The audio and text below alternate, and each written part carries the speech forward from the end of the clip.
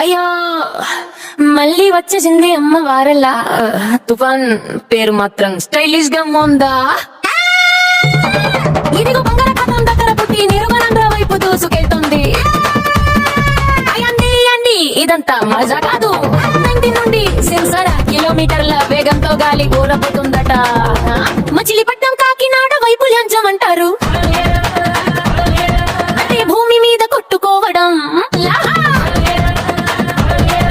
ప్రభుత్వం ఇప్పటికే స్కూల్స్ మూసేసింది. బీచ్కి వెళ్ళొద్దు, ఇషింగిపోవద్దు అంటోంది.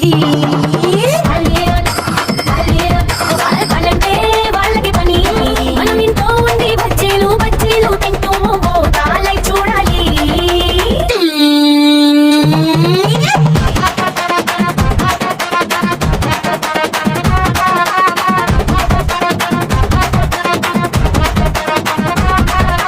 కానీ జాగ్రత్త, లైట్ గ్యాస్ ఆఫ్ చేయండికి వెళ్ళొద్దు. ఇది ఫన్నీగా చెబుతున్నామో నిజంగా గంభీరంగా ఉంది బాస్.